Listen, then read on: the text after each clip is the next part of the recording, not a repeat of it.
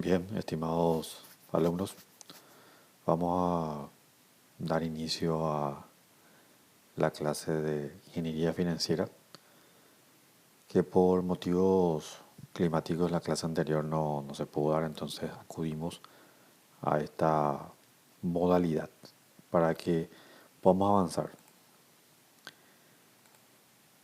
Me presento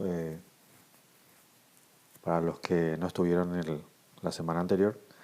Mi nombre es Ever Pereira, voy a estar con ustedes en la asignatura de ingeniería financiera para poder ir conociendo y desarrollando el programa que nos toca desarrollar en este semestre en esta asignatura. ¿De qué se va a tratar nuestra asignatura? Y básicamente en esta asignatura vamos a analizar qué es un proyecto de inversión, qué es un financiamiento y sus fuentes, la forma de evaluar los costos financieros, vamos a aplicar técnicas financieras de evaluación.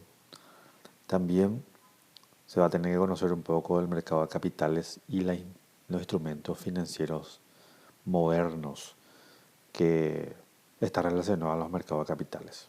Si bien la ingeniería financiera está muy ligada a lo que es el mercado de capitales debido a las inversiones que se puede llegar a realizar y las metodologías y técnicas que permite utilizar la ingeniería financiera, por lo tanto, es un mercado en el cual se aplica bastante las metodologías y las técnicas de ingeniería financiera en el mercado de capitales. El objetivo de la asignatura es que al concluir ustedes puedan comprender el funcionamiento del mercado de capitales, puedan analizar los factores que inciden en el mercado de capitales, tanto en la inversión como en el financiamiento, y desarrollar ciertas habilidades para poder construir planes de financiamiento. También reconocer la importancia del mercado de capitales en el crecimiento empresarial. Es decir, porque sería una opción el mercado de capitales como estrategia de crecimiento para poder financiar ese crecimiento. ¿Qué competencias deberían de adquirir aquí en la asignatura? Básicamente analizar y poder interpretar la información financiera, y eso para que pueda ayudar a tomar decisiones tanto en inversión y financiamiento, en las evaluaciones de proyectos empresariales y poder generar estrategias para las organizaciones, las empresas, etc.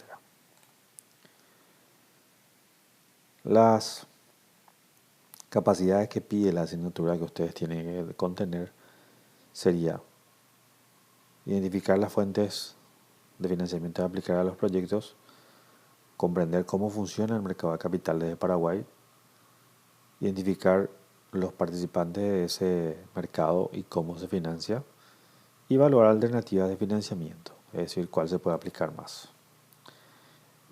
La estructura sería básicamente el gerenciamiento de activos y pasivos, el mercado de capitales, cómo se regula ese mercado de capitales, los participantes, los instrumentos bursátiles, los derivados y los financiamientos, o sea, de los derivados futuros y lo que son los de financiamiento, las opciones financieras, los swaps y la securitización y negocios fiduciarios.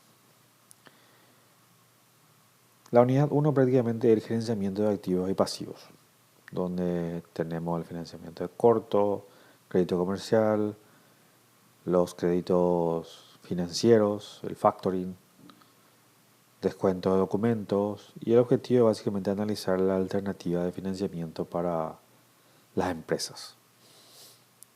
La unidad 2, mercado de capitales, pide que ustedes puedan conocer la diferencia entre mercado monetario, mercado de valores, los emisores de instrumentos financieros y las características de esos instrumentos.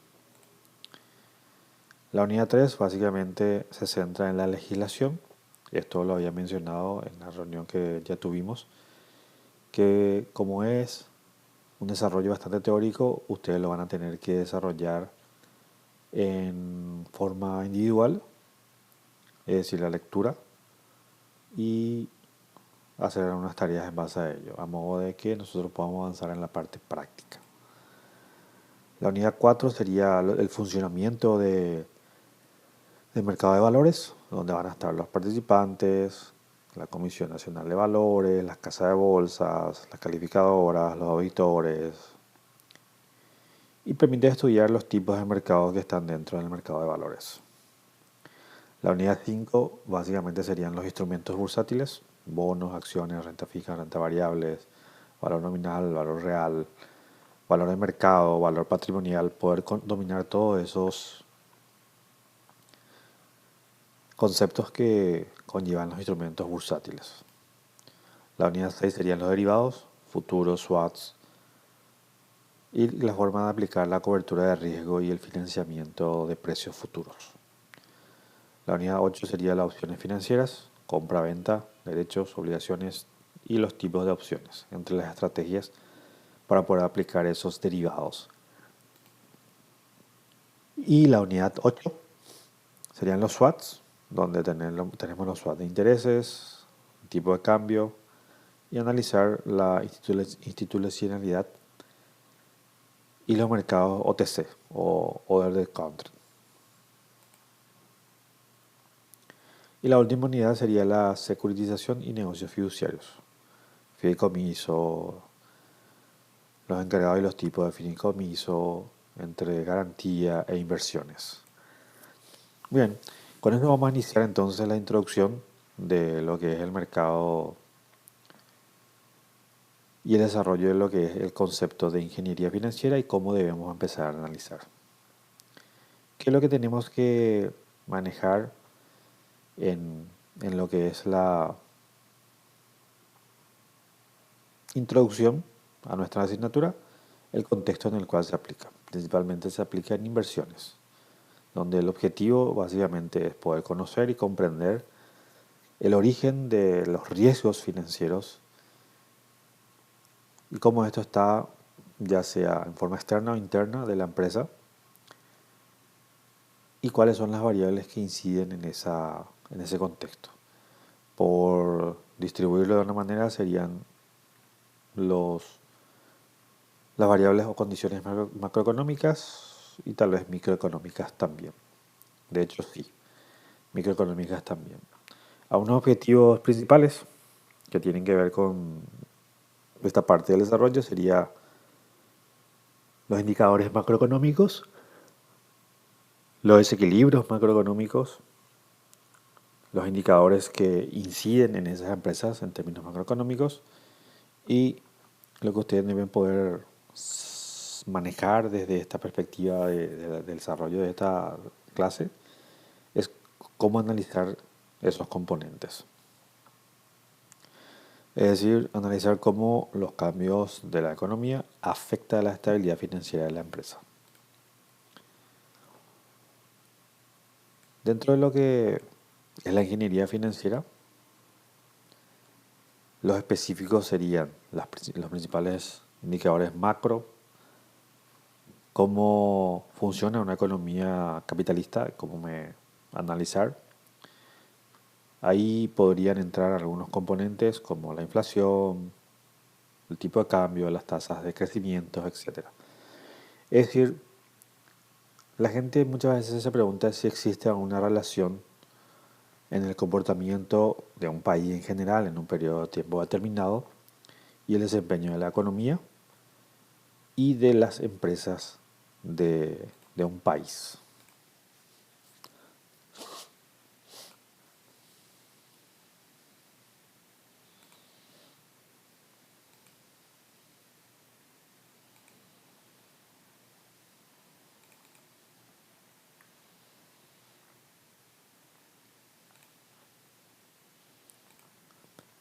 Entonces, el punto central es que existen periodos en los cuales aparecen crisis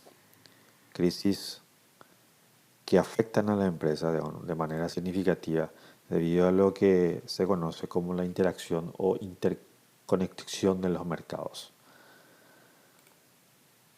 Esos, esos contextos generalmente provocan estragos en las empresas debido a que caen los ingresos, las empresas hacen ajustes, lo cual reducen la nómina y genera desempleo.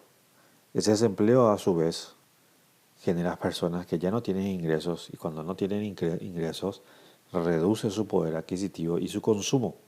Por lo tanto también dejan de comprar cosas que habitualmente compraba, lo que a su vez le da una carga mayor a la caída de las economías.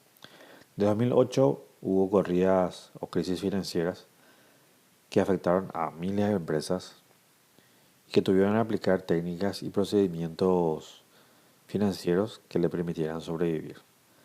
Hay que entender que las empresas de todos los países se ven afectados por riesgos financieros y los que pudieron superar eso siguieron vivos y los que no tuvieron que desaparecer. Y las empresas sobrevivientes enfrentaron esos riesgos y tardaron un buen tiempo para poder lograr estabilizar. Y allí la pregunta, dentro de lo que cabe, es,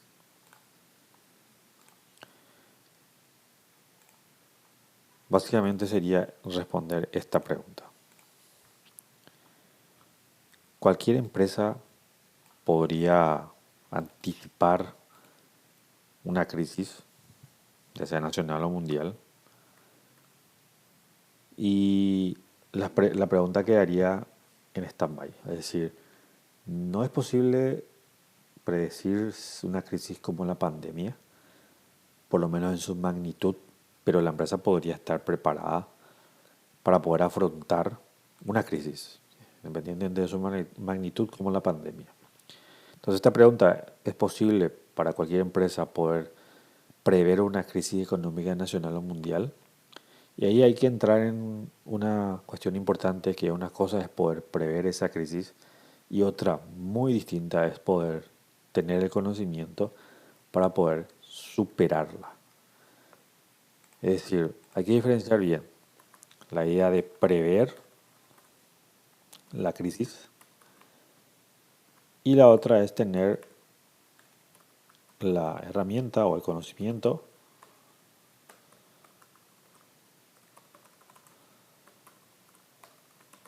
para poder superarla.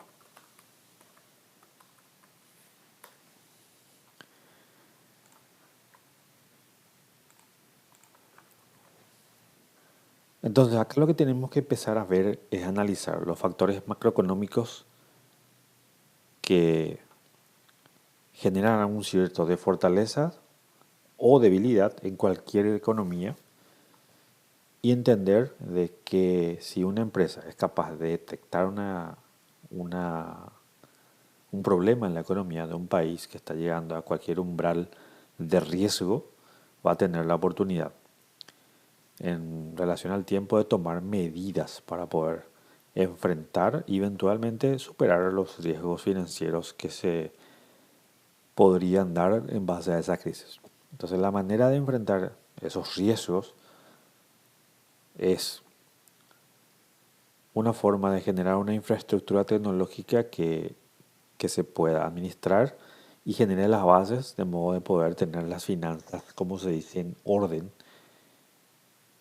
para poder afrontar esas crisis. ¿Cuáles son esas variables que generalmente se empieza a mirar para poder tener una visión? En términos generales, lo que se tiene que entender es el significado de los principales indicadores macroeconómicos, comprender cómo funcionan esos indicadores en una economía capitalista, y esto es importante en una economía capitalista, como por ejemplo la inflación, el tipo de cambio, las tasas de interés y el crecimiento económico. Son básicamente estas cuatro variables que se debería monitorear para poder ir diseñando la información y comprender cuáles van a ser los ajustes y poder contar con los recursos necesarios para afrontar y poder solucionar las crisis. Los objetivos de esto básicamente es analizar el origen de los desequilibrios macroeconómicos, comprender cómo esos desequilibrios afectan a una economía e identificar el impacto de estas variables en la toma de decisiones empresariales. Esto es fundamental. Entonces, aparecen algunos objetivos específicos como ser la interacción entre las variables macroeconómicas entre sí, comprender cómo los cambios de estas variables podrían afectar la inversión, el financiamiento y la rentabilidad. A saber, nuestras variables dependen de inflación, tipo de cambio, tasa de interés y crecimiento económico. Hay que entender que la inflación es el costo del dinero, la tasa de interés sería el costo al cual está dispuesto las entidades financieras a tomar un riesgo de costo de oportunidad, es decir, te va a valorizar el valor del dinero en un tiempo determinado. El tipo de cambio, que es el efecto de la divisa por la intercomunicación que hay entre las economías, y el crecimiento económico, que sería la capacidad de generar ingresos de la economía. Para una empresa eso es muy importante, debido a que podría reflejar el promedio de la capacidad de compra de todos los habitantes. Es obvio que cada empresa va a tener que ver el poder adquisitivo que tiene su segmento, pero en general le da una visión agregada de cómo se vería la economía en un periodo de tiempo determinado. Y poder ver si va a invertir más, si necesita financiamiento para esa inversión y cuál sería el efecto en su rentabilidad. Entonces este contexto nos lleva a empezar a diseñar las competencias que tenemos que sacar de esta lectura que les compartí para que puedan hacerlo.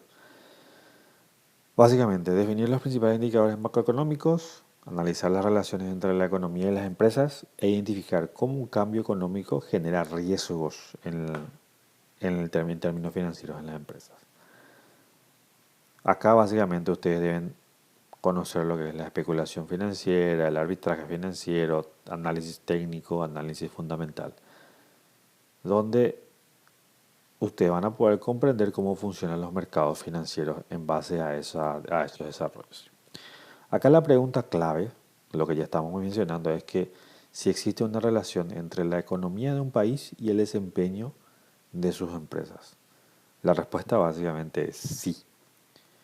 ¿Por qué existe una relación? Y por lo que estamos viendo, la empresa en sí se mueve en un contexto de una economía de un país cuyas variables o formas de medición de cómo está la economía se refleja en sus variables macroeconómicas como la inflación, el tipo de cambio, lo que ya estábamos mencionando.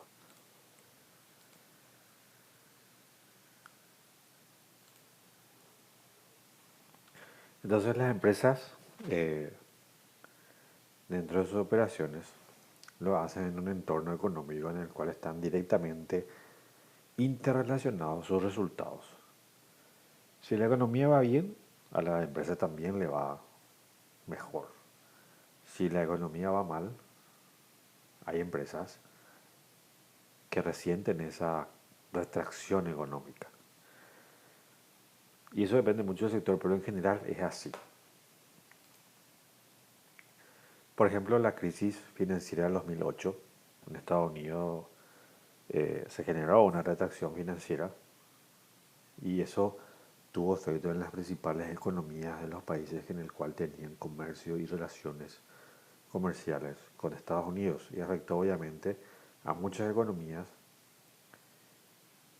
y lo que hizo es que no solamente mostrar que no solamente la crisis de un país afecta a ese país en particular, sino también a otros, los cuales están más relacionados en, y cuyo efecto es mayor, y a otros tantos, que tampoco se salvaron, tiene su efecto multiplicador negativo. ¿Cuáles fueron esas consecuencias? Se cerraron muchas empresas, se cayó el consumo. Las empresas viven de las ventas que se reflejan en el consumo de las personas. Para ello necesitan ganar dinero, es decir, tener un empleo, y poder hacer eh, su consumo a través de los ingresos que tiene. Eso hace que, o sea, la crisis hace que se debilite la economía. Entonces, no hay empleo, no hay consumo y eso afecta a las empresas en forma directa, lo cual afecta en su rentabilidad, en su posibilidad de hacer frente a sus compromisos. Por lo tanto, necesitan soluciones para poder sobrevivir a ciertas crisis. Impacto en el desarrollo de los países, básicamente estos números fueron de la crisis de 2008, donde en Estados Unidos hubo 10% de desempleo, en España y Grecia hubo 25%, y obviamente afectó a la actividad y el crecimiento económico. ¿Cuáles son los riesgos? Y muchas empresas enfrentan riesgos financieros importantes. Y en ese contexto de la crisis de 2008, tuvieron riesgos relevantes y graves por la caída del consumo, lo cual no pudieron pagar la nómina, fueron echando gente, sacando gente de la nómina. Y eso afectó al consumo en general, como ya lo estábamos viendo, hasta que ya no pudieron cubrir su costo variable y tuvieron que cerrar. Y las empresas que sobrevivieron tuvieron que generar una adaptación y gestionar esos riesgos económicos para más adelante y generar algún tipo de fortaleza en caso de que vuelva a ocurrir. O poder sobrevivir mínimamente dentro de esa crisis, coyuntura económica que se generó en esa época. Y la clave sería, ¿es posible que una empresa pueda prever una crisis? Y básicamente existen dos aspectos fundamentales. Anticipar la crisis, como estamos diciendo, y tener los conocimientos para poder enfrentar esa crisis. Y ahí surge la importancia del análisis macroeconómico, es decir, en contexto en general se tiene que analizar cuál es el contexto macroeconómico de un país, y no solamente del país, sino también del resto del mundo. Porque hoy día eh, existe un conflicto bélico que no se sabe muy bien cómo va a generar los efectos en la economía, pero por ejemplo ahora ya subió el petróleo y eso afecta a los costos logísticos, por ende se traslada al consumidor final. Y las empresas muchas veces eh, no pueden absorber todos esos costos y tienen que trasladarlo, o muchas veces no puede trasladarlo y tienen que absorber y afecta a su rentabilidad, o, o la forma de traslado no es tan directa. Existen muchos factores que hacen que ese factor principal no se pueda aplicar en todo su efecto en términos de costos o efecto en los costos. La importancia del análisis macroeconómico radica en detectar qué sucede si, por ejemplo, sube la inflación, qué sucede si sube las tasas de interés, qué sucede si sube el tipo de cambio. Poder interpretar eso. Anticipar que podría pasar eso. No siempre es posible hacer ese tipo de anticipo porque existen contextos muy volátiles, pero el, la evaluación de la ingeniería financiera permitiría tener por lo menos en un corto tiempo qué pasaría en 6 meses o en 2 meses mínimamente. E incluir esos efectos que podría generarse en los flujos, en las previsiones, en los análisis de evaluación de las empresas. Una empresa básicamente genera ciertas previsiones para enfrentar riesgos económicos, donde está manejar la infraestructura tecnológica, fortalecer la gestión financiera y analizar continuamente el entorno macroeconómico. Eso básicamente son las bases sobre las cuales se generan previsiones para responder a esas preguntas. Una empresa puede predecir la crisis o puede predecir la forma de afrontarla. Y es más lo segundo. Entonces, en conclusión, lo que tenemos que poder ver es anticipar ciertos riesgos, tomar las mejores decisiones financieras y adaptarse a los cambios. Y ahí lo que se tiene es un estudio de, de la ingeniería financiera. Un punto importante es que las empresas no necesitan tener todo un mismo ingreso. Acá se expone como parte del material la diversificación de las exportaciones y los ingresos al exterior. Obviamente estamos hablando de un sector que genera vínculo o comercio exterior. No todas las empresas lo hacen, pero lo importante es que se pueda aplicar la diversificación. Entonces, fortaleza de la economía, en este caso del país, depende de la diversidad y la productividad de su aparato productivo. Es decir, con menos recursos o con menos esfuerzos en los recursos puedan generar igual o mayor nivel de producción. Entonces este aparato productivo se comprende de tres sectores: primario, secundario y terciario. En una economía con mayor diversificación productiva es menos vulnerable a la crisis, porque obviamente está más atomizado. Paraguay, por ejemplo, cuando hay bajante del río, se ve afectada porque primero tiene que sacar sus productos en tiempo de zafra y no lo puede hacer. Tiene que realizar importaciones y esa importación se encarece debido a que la bajante no le permite trasladar productos en la cantidad suficiente. Entonces una economía con mayor diversificación es menos vulnerable a las crisis que se pueda generar, porque puede dinamizar ciertos sectores, sector primario, sector secundario. Puede ser que esa crisis le afecte solamente a un sector y el otro sector se queda bastante fortalecido eh, y compensa la caída. Y eso permite que se pueda distribuir los riesgos entre los sectores económicos. La importancia de la diversificación básicamente es que no se dependa solamente de un segmento, porque eso hace que la estabilidad sea frágil. Los cambios de precios también es parte de acabo de mencionar que depender solamente de commodities hace que cualquier baja del precio de la soja, del trigo, entre menos ingresos al país. O viceversa, eh, el petróleo sube y nuestros costos productivos también. Entonces los países cuando mayor diversificación tiene mayor fortaleza y depender exclusivamente de un segmento genera un grado de vulnerabilidad frente a los mercados internacionales y a los que tienen mayor nivel de diversificación o fortaleza económica.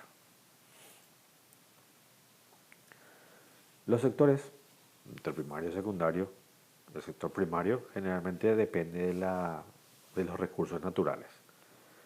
Y ahí entramos a detallar entre lo que es la agricultura, la ganadería, la pesca, el petróleo, donde estas actividades generan ingresos importantes a través de las exportaciones y dependen de manera significativa de los productos que pueden generar riesgos económicos importantes. Nosotros, por ejemplo, la agricultura, la ganadería, son sectores que sí o sí se tienen que realizar exportaciones, pero o depende del precio internacional o depende de la demanda que existe en el exterior.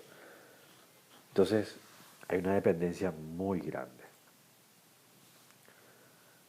Por ejemplo, si hay una caída del precio del petróleo, esa caída obviamente se desarrolló de modo a que el método de extracción llegó a lo que se conoce como el fracking, donde las consecuencias básicamente aumentó la producción mundial de petróleo, el exceso de la oferta en el mercado hizo que el precio bajara y la caída de ese precio internacional reflejó en menores ingresos a ese productor de petróleo.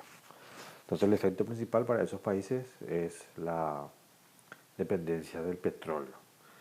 Entonces sus ingresos van a caer y eso va a afectar obviamente en su Producto Interno Bruto, en la mejora de calidad de vida de las personas, etc. Piensen ustedes en términos de nuestra producción y pueden generar algún tipo de ejemplos en base a eso.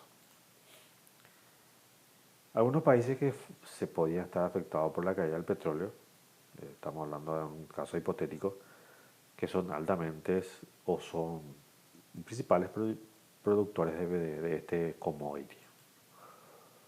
Una economía más diversificada, sin embargo, es donde, por ejemplo, algunos países de petróleo no se sienten o no sienten ese impacto. ¿Por qué? Y porque tienen otras fuentes, como estamos diciendo, en otros sectores, lo cual compensa la caída de un sector en particular. Y eso se debe a que sus economías no dependen exclusivamente, por ejemplo, del petróleo, en nuestro caso de la soja o de la ganadería.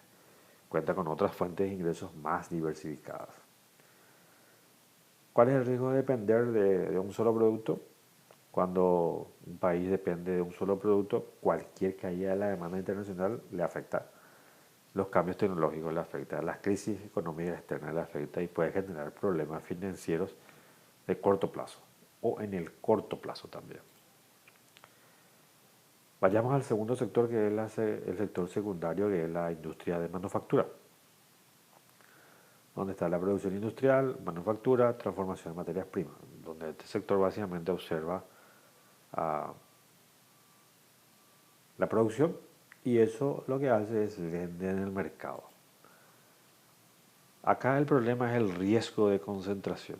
Por ejemplo, en México se exporta gran parte de esos productos manufacturados a Estados Unidos. Si Estados Unidos genera cualquier barrera a ese producto, México ya entra en crisis porque cae su producción, perdón, cae sus ingresos porque no le permiten más exportar y se queda con la producción, tiene que echar mano de obra, es decir, existe un efecto de esa decisión. Y si por ahí ocurre una crisis, como lo estaba mencionando, se disminuye la demanda y las exportaciones también, por ende, y por ende los ingresos de este caso México. ¿Qué pasaría si se diversifica y va a tener mayor cantidad de productos a exportar, mayor productos que va a poder llevar a distintos destinos? Y cuando las exportaciones dependen de pocos mercados, el riesgo económico siempre es mayor. Sin embargo, si tiene mayor posibilidad de mercado, puede diversificar o puede tener mayores opciones para poder mantener sus ingresos. El último sector sería el sector terciario, un poco más intangible, que es el turismo, transporte, comercio, servicios financieros, donde también se debe diversificar los tipos de servicios que se dan, porque los bancos tienen un montón de servicios, tarjeta, caja de ahorro, préstamos. Eh, También ya se diversifican al lado de seguro, inmobiliaria, es decir, se van expandiendo para poder diversificar. Un ejemplo sería que el turismo, eh, en la diversificación de sus productos, tenga sectores que le permitan generar atractivos turísticos, mayor cantidad de tipos de servicios, visitantes no solamente de un país, sino de varios países, donde la oferta turística sea diversificada, que le permita reducir los riesgos económicos que le afectaría a ese segmento. En conclusión, la diversificación no deja de ser fundamental, de hecho que es fundamental, permite reducir los riesgos financieros, estabilizar los ingresos de un país y mejorar la resiliencia económica, es decir, la mayor o la posibilidad de recuperación que existe en esa economía.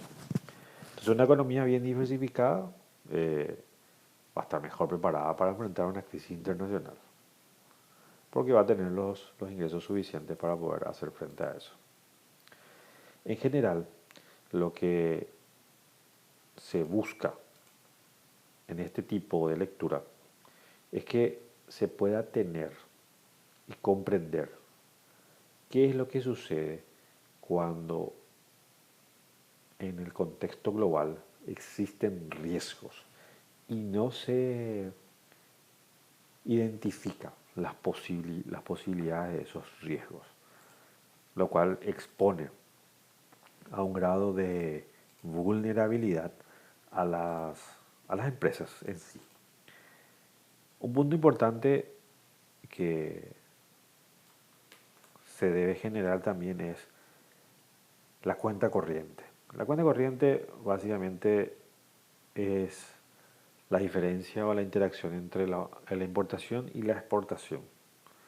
Si existe mayor exportación, la cuenta corriente es positiva. Si existe mayor importación, la cuenta corriente es negativa. Lo que muestra cuál es la posición de un país respecto a si es un exportador masivo, y depende del tipo de exportación, o es un importador. Si bien, por ejemplo, Paraguay genera exportaciones de materias primas e importa exportaciones de productos manufacturados, cuyo valor agregado es mayor, lo cual le genera un tipo de desventaja para poder hacer frente a esa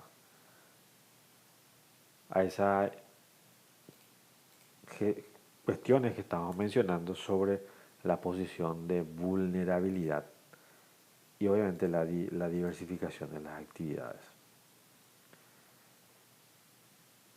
Otro punto que también hace que las economías tengan algunas restricciones sería el ahorro interno. Un país sin ahorro interno no tiene capital, básicamente, por lo tanto tiene que endeudarse. Entonces, este indicador de desempeño, donde el ahorro es el generador de recursos para poder hacer inversiones, afrontar crisis, etcétera, no necesariamente está ligada a la crisis, sino también está ligada a la producción y a la productividad. En forma general, el ahorro interno sería todo lo que el país puede generar conforme a su producción. Y en términos generales, ¿qué es el ahorro?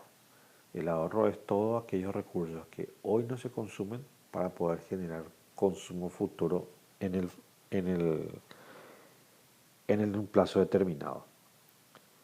Por ejemplo, las personas aportan para su jubilación, ese es un ahorro de largo plazo, porque están renunciando al consumo hoy, porque dejan de consumir para poder aportar a su jubilación y para que su consumo en el futuro tenga un grado de nivel intertemporal estable. Deja de poder trabajar y sí pueda seguir consumiendo lo mismo que está realizando en su momento de actividad. Y el ahorro interno es sumamente importante para poder generar infraestructura, financiar aspectos generales o ser prestamistas. Paraguay en este caso no es así. Paraguay es un prestatario. No tiene una cantidad de ahorro interno suficiente para poder hacer las inversiones, por lo tanto tiene que generar deuda.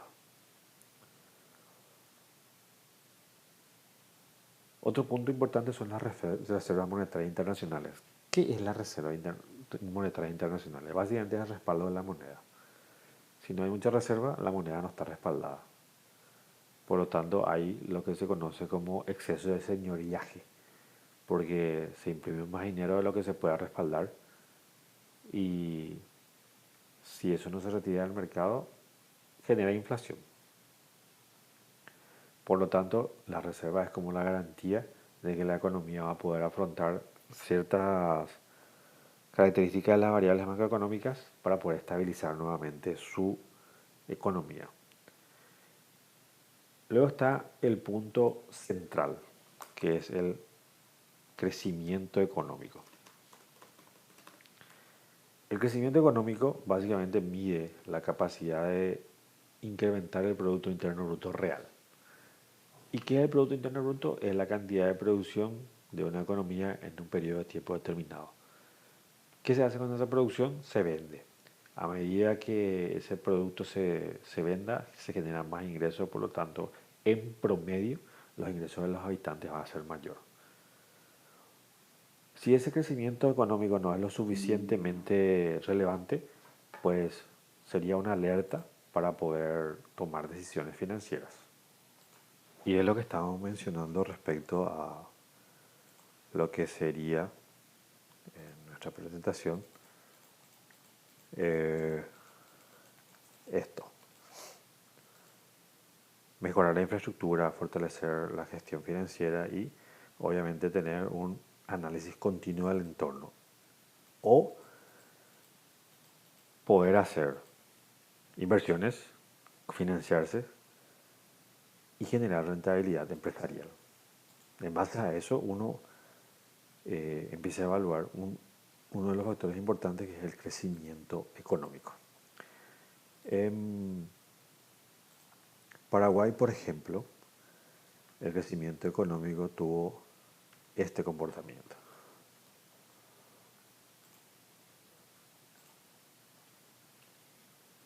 Donde se observa que hubieron picos muy importantes de crecimiento en la época de los 2010, 2011. Luego está la pandemia. La pandemia obviamente marcó un punto relevante en, en el proceso de evolución económica, pero luego hubo nuevamente unos repuntes. Si uno muestra en general de lo que fue, por ejemplo, el 2008 al 2025, la economía prácticamente se equipara. El promedio en sí es equiparable, pero tiene una tendencia promedio decreciente si uno mira esta línea de tendencia. Pero a su vez, a partir del 2020 hay una tendencia alcista, es decir, por más que hubo ciclos, la economía tiende a crecer. En el 2016 todavía estamos en marzo recién. Entonces hay una fluctuación, pero todavía no se cerró la economía, todavía no cerró el ciclo de la economía en general. Entonces lo que va de marzo por lo menos todavía se tiene por debajo. Esas características están ligadas a lo que es la inflación, a lo que es el tipo de cambio, a lo que es la tasa de interés. Y obviamente otros factores que en esta parte no vamos a ver, pero lo que hay que entender es que no solamente voy a ver los balances de las empresas para poder, o los estados financieros de las empresas para poder evaluar cuáles son sus ingresos, sino que la ingeniería financiera toma de manera integral el, el contexto en el cual se desempeña, el contexto en el cual se desempeña esa empresa o ese segmento económico. No solamente hay que cerrarse en lo que es la empresa en sí, sino el sector, la economía, etcétera. Entonces, ¿qué sería entonces la ingeniería financiera? ¿Qué entenderíamos como ingeniería financiera? Si vemos, por ejemplo, los factores que se debe observar serían los factores macroeconómicos y los riesgos financieros que eso representa. Entonces, hay que señalar que es necesario observar el riesgo financiero de tal forma que sea una variable de alto impacto. Entonces, un riesgo financiero es simplemente presupuestar alguna partida y que cuando llegue el momento no se pueda afrontar eso con los presupuestos que se tienen. Eso sería un riesgo, por ejemplo. ¿Qué hace un ingeniero financiero? Un ingeniero financiero básicamente debe ser o debe tener la habilidad de vender una idea y generar soluciones a situaciones de riesgo. Entonces, un ingeniero financiero tiene creatividad y el poder de análisis para generar una idea que pueda generar soluciones. Entonces, todo ingeniero financiero necesita herramientas y el ingeniero financiero básicamente no es un mago, pero es un analista que usa esas herramientas de manera a poder aplicar soluciones. Entonces, una empresa, ¿qué le gustaría tener? El origen de la inestabilidad y cómo cambia esa inestabilidad para poder ver cómo afecta en sus flujos, básicamente. Entonces, si vamos a generar un concepto de lo que es ingeniería financiera, pues aplicaríamos un concepto similar a esto, donde la ingeniería financiera es una disciplina que se encarga de identificar, medir y gestionar los riesgos financieros mediante el diseño de soluciones innovadoras y estrategias estructuradas que permiten estabilizar los flujos efectivos y optimizar la toma de decisiones de las empresas. Esto es importante, que permita optimizar, que permitan estabilizar los flujos efectivos y optimizar la toma de decisiones de una empresa.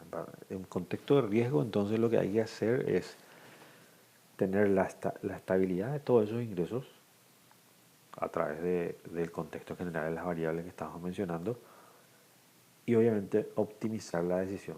Si hay que tomar una decisión, se toma. Eso es optimizar.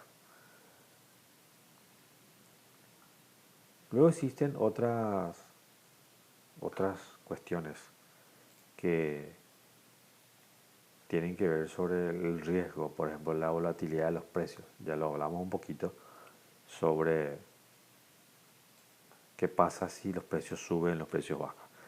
Lo más relevante que se puede conocer es el tema del precio del petróleo, que nos afecta muy directamente en la movilidad, en la producción, en todos esos aspectos que inciden en los costos financieros. Y para la empresa obviamente es mucho más relevante eso.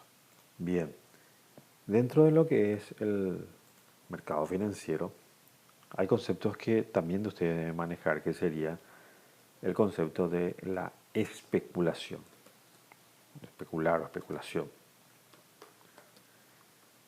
En términos financieros, siempre, sin confundir en otras cuestiones. La especulación básicamente consiste en el análisis del comportamiento futuro de los precios basado en interpretar la información disponible y la expectativa, más que nada. ¿Cuál es su objetivo? Obtener beneficio económico. Entonces, una persona que desea hacer especulación genera un tipo de pronóstico y toma decisiones en base a eso. Por ejemplo, comprar un producto que según su percepción estaría a muy alto o muy bajo precio y asume que siempre hay un riesgo asociado en la posibilidad de un error de estimación. Entonces, lejos de ser en la práctica algo negativo, la especulación cumple la función fundamental de él en los mercados, que básicamente contribuye a que los precios se reflejen rápidamente el comportamiento de las personas. Es decir, que la especulación y el arbitraje básicamente son reguladores. La especulación es cuando una persona, por ejemplo, compra un bien en, en un mercado en particular y retiene ese bien para que varíe sus precios. Eso es especular. Y luego lo venden, porque al comprar el bien, ¿qué es lo que hace? Y al retener, ¿qué es lo que hace? Reduce la demanda. Al reducir reduce la oferta. Al reducir la oferta, incide en los precios y luego vuelve a lanzar en el mercado y genera una ganancia. Pero eso básicamente no es bien visto. Mucha gente hacía con el tipo de cambio, o sea, con las divisas. compraba la cantidad suficiente de divisa para poder incidir en el mercado y luego volvía a vender. Eso hoy en día está regulado. Siempre estuvo regulado, pero ahora una regulación mucho más importante. Eso sería la especulación. Incidir en el mercado a través de una inversión, es decir, asume el riesgo. Luego está el arbitraje. El arbitraje es como algo menos nocivo para el mercado. Tiene el mismo concepto, pero interactúa entre dos mercados, un mercado objetivo y un mercado base. Entonces el arbitraje es una estrategia que consiste en aprovechar diferencias de precios de un mismo activo en distintos mercados. Este es el punto fundamental de la definición de arbitraje. Es decir, hay una diferencia de precio en dos mercados y él trata de aprovechar. Y básicamente dice, si en el mercado A, vamos acá al ejemplo, si en el mercado A hay un precio 1 y en el mercado B,